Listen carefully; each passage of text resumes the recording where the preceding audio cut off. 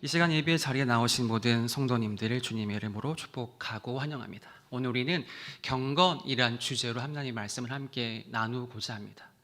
우리가 신앙생활을 하다 보면요, 자주 사용하고 자주 듣게 되는 몇 가지 용어들이 있어요. 은혜, 구원, 사랑, 십자가, 이런 단어들 우리가 자주 듣고 사용하게 됩니다. 그리고 또 하나의 단어를 추가하자면 바로 오늘 말씀의 주제가 되는 바로 경건이라는 단어이죠. 보통 우리는 경건이란 단어를요, 경건하게 예배드리자, 경건의 시간을 갖자, 그렇게 경건의 단어를 사용합니다. 그러면 성도 여러분, 여러분은 경건을 무엇이라고 정의하십니까? 여러분은 어떤 사람을 보면서 참 저 사람 경건한 사람이다 그렇게 생각하시는지요? 이 앞에 있는 저는 좀 경건한 목사같이 보이십니까? 네, 죄송합니다. 괜한 질문을 했네요. 보통 많은 경우에 우리는요, 기도를 많이 하는 사람, 그렇죠? 성경을 많이 아는 사람, 그리고 예배 자리에 열심을 지키는 사람을 보면서 참 저 성도, 저 집사님, 저 권사님, 저 장로님 참으로 경건하구나 그렇게 우리가 생각을 하게 되는데요. 즉 우리는 경건을 조용함이나 단정함이나 그런 종교적인 태도로 경건을 정의합니다. 하지만 성경이 말하는 경건은요, 우리의 생각보다 훨씬 더 깊고요, 훨씬 우리의 삶에 가깝게 있는 건데요. 성경은 경건을 정의하기를 하나님의 성품을 닮아가는 삶이라고 이야기합니다.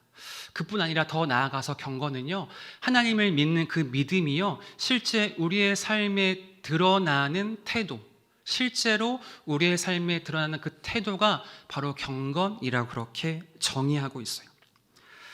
그런 의미의 경건은요, 단지 예배당 안에서 기도의 자리에서만 보이는 그런 태도가 아니라 경건은 우리의 삶의 방향인 것이고요. 하나님과의 관계로 말미암아서, 하나님과의 좋은 사이로 말미암아서 우리의 말과 행동과 태도가 변화되는 것, 바로 그것을 성경은 경건이라고 이야기합니다. 특별히 방금 전 함께 읽었던 야고보서는요, 우리에게 경건이 무엇이다 그렇게 확실하게 말해주고 있는데요. 특별히 그 경건의 중심에는 하나님 사랑과 이웃 사랑을 연결해서 우리에게 설명하고 있습니다.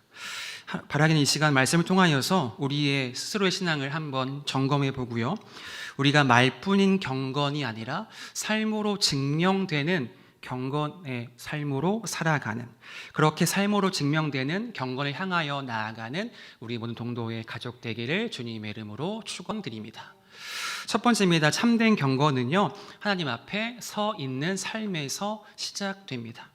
우리 26절 말씀을 다시 한번 다 같이 읽어봅시다. 26절입니다. 시작. 누구든지 스스로 경건하다 생각하며 자기 혀를 제갈 물리지 아니하고 자기 마음을 속이면 이 사람의 경건은 헛것이라. 야고보는 참된 경건을 말하면서 먼저는 혀의 문제, 우리가 사용하는 언어의 문제를 경건과 연결하여서 우리에게 말하고 있습니다. 여러분, 그렇다면 왜 오늘 야고보는 경건을 우리의 말과 연결하여 이야기하는 걸까요?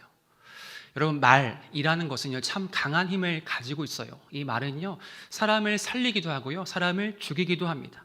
여기 없는 사람을 말의 힘은요, 죽이기도 하고 살리는 것이 그렇게 말의 강력한 힘인데요.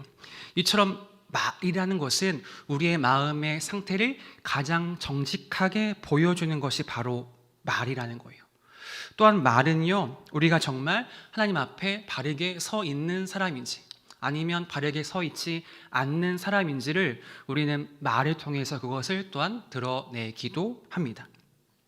특별히 말씀에 혀를 제갈 물린다 그런 표현이 있어요.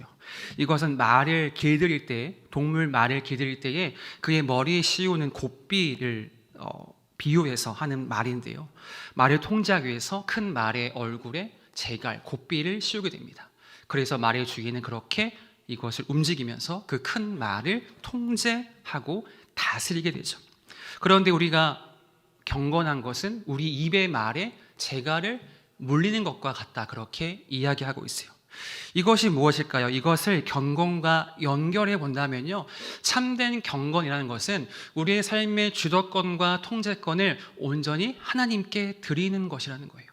주인에 의해 말이 통제받듯이 우리의 혀에 재갈 물리면 그것이 우리의 삶의 통제권과 모든 주권이 하나님의 있는 상태여야 한다는 겁니다.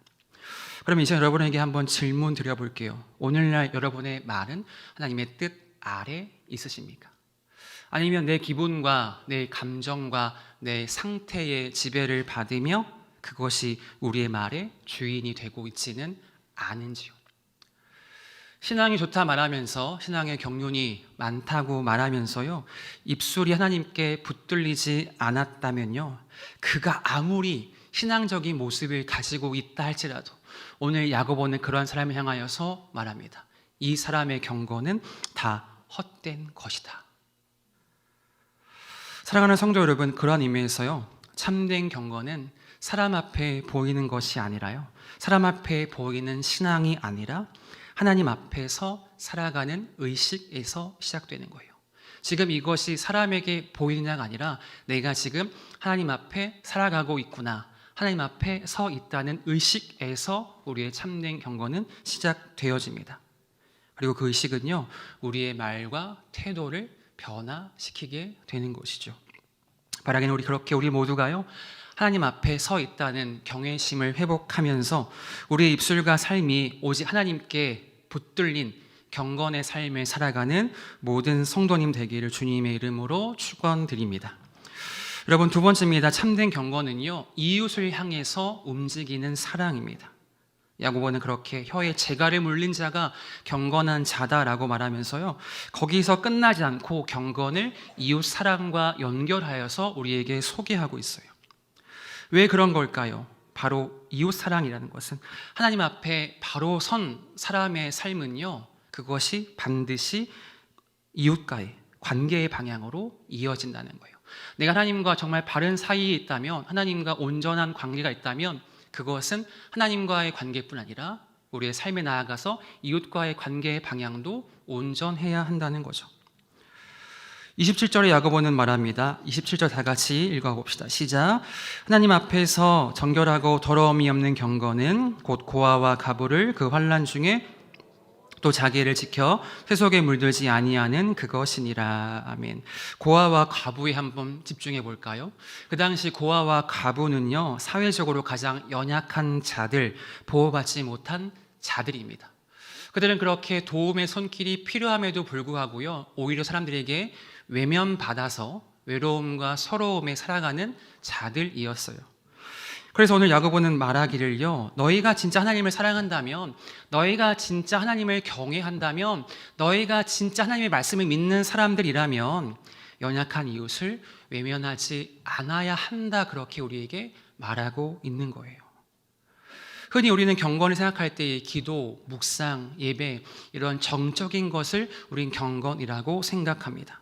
하지만 오늘 성경이 우리에게 말하는 참된 경건은 단지 가만히 멈춰 있는 것이 아니라 거기서 한 걸음 더 나아가서 움직이는 경건이어야 한다는 겁니다. 사람에게 향하는 경건이 참된 경건이다, 그렇게 우리에게 말해주고 있는 거예요. 마태복음 25장에 또 예수님께서 우리에게 말씀하시기를요, 35절부터 우리 천천히 한번 다 같이 읽어볼게요. 35절입니다. 시작. 내가 줄일 때에 너희가 먹을 것을 주었고, 목마를 때에 마시게 하였고, 나그네 되었을 때에 영접하였고, 헐벗을 때에 옷을 입혔고, 병들었을 때에 돌보았고, 옥에 갇혔을 때에 와서 보았느니라. 40절입니다.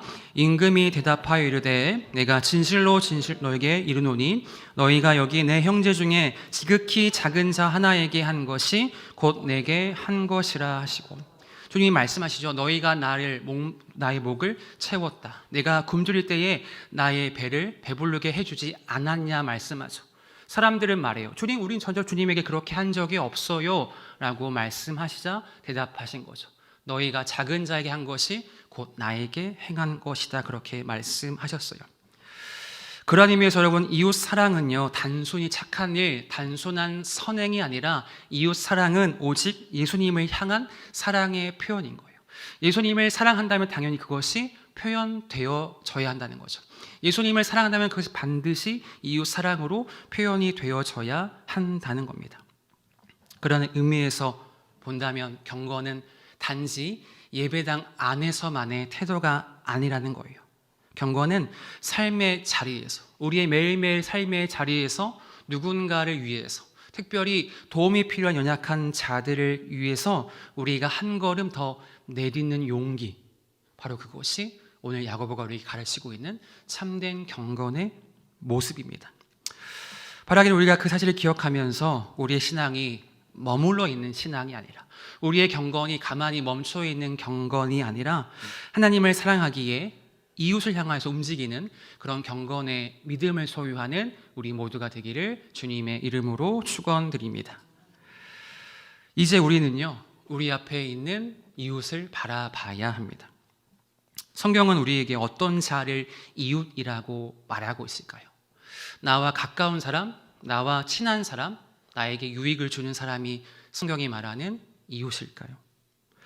그렇지 않습니다. 성경이 말하는 이웃은요, 바로 지금 내 앞에 놓인 사람이에요. 지금 내 앞에 있는 사람, 바로 그런 사람이 성경은 우리가 살펴야 할, 우리가 사랑해 주어야 할 이웃이라 그렇게 우리에게 말해주고 있습니다.